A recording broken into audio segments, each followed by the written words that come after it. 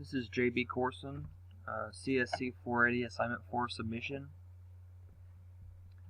Here is the web app that I built for the assignment. Here we can select the gender, minimum name length, maximum name length, the extra credit for the order of the model. I'll do 4, let's get 5 names.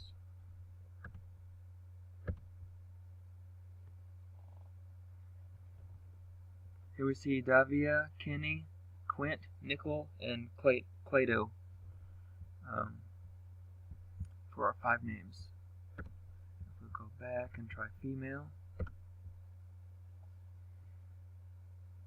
The results are Jaden, Samuel, Rodel, Frank, and Corin.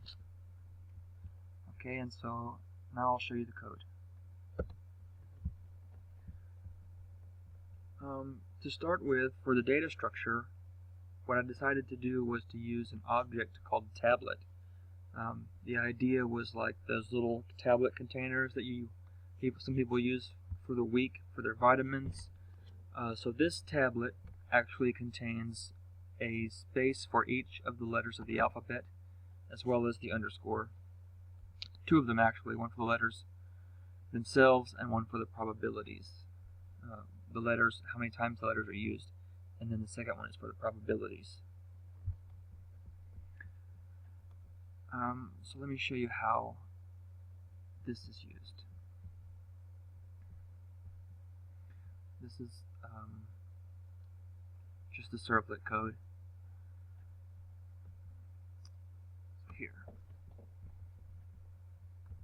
We pull the gender to get the file name to read in the correct data, and then we get the order and populate the name data. From here we split the list that we read in earlier and go through each one, trim it, add the underscores, and then create a character array, call it a cherry, from that name, and a holder which we'll use for creating tablets. Alright, so the cherry, pull the first letter, which is going to be the underscore, so we'll just add that to our holder, skip it, and then skip any action for that underscore except for adding it to the holder. But then when we come back to the next letter, we'll go in here because, and right here, this checks to see that we have not reached the end of the name. So if we've started our name, we create the key from the holder. Initially it's just the underscore.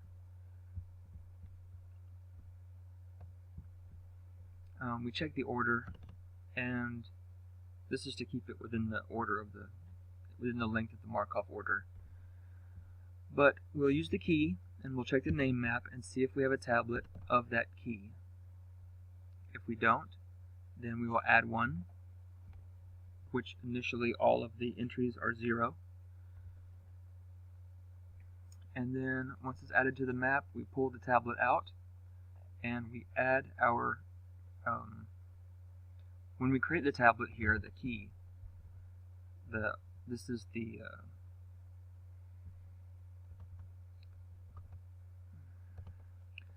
key is the sequence of letters that we are checking to see what follows it. So X is the letter we pulled from the cherry, and we are adding it to the tablet.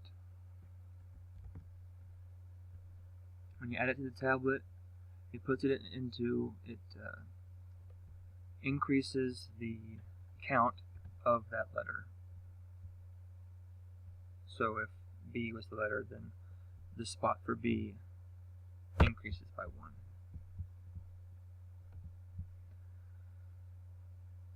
That is how we create our tablets.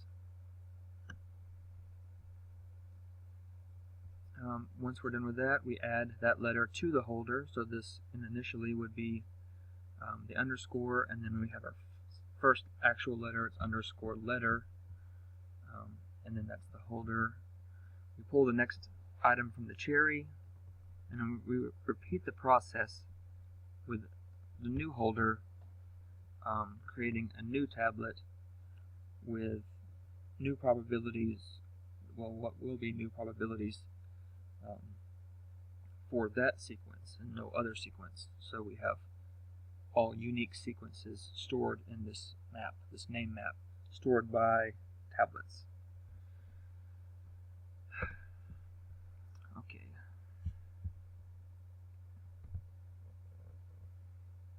And as I mentioned earlier, the order keeps the length of the name constrained so that we don't go off and create unnecessary letter sequences. So that we don't store unnecessary letter sequences. Excuse me. Okay, so once we've populated the name data, we then get our min length, max length, and number of name parameters, and we use the map we have populated to generate our new names. We'll come in here to do that. We'll create a new names list, and this generated name count is my infinite loop catcher, just in case there ever happened to be an infinite loop. It would eventually terminate and not be a problem. So for our first name, we create the empty name and we add the underscore. These sub variables are for keeping track of the Markov order. So we'll get our first letter of the word based on the tablet in the name map with the name underscore.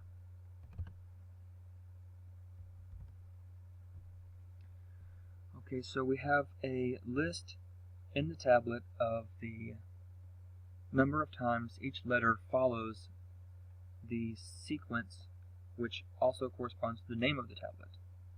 For instance, if we want to see what letter follows the sequence ABC, we'll check the tablet, which just happens to be the name ABC. So come in here to convert those counts to probabilities. We just loop through, we get the total number of uses for that sequence, the total number of times that sequence was followed by a letter. Use that total to calculate for each individual count its probability of the whole, for the whole unit.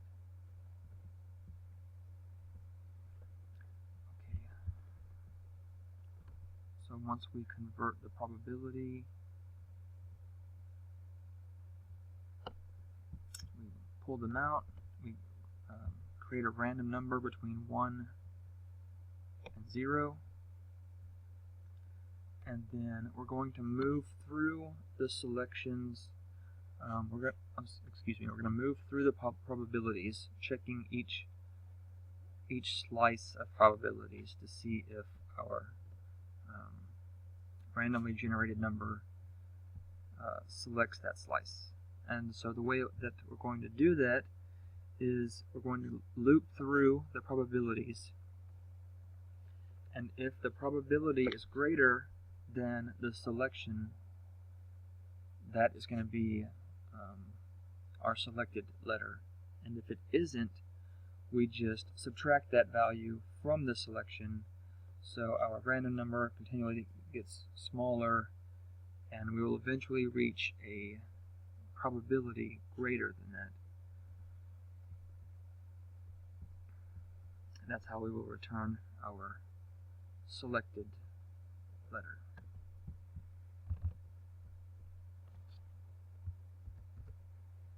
Okay.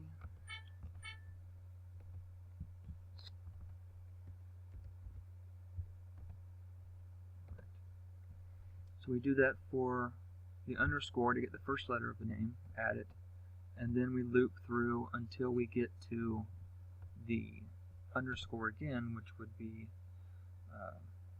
only following a letter at the end of the name, so that would terminate, and then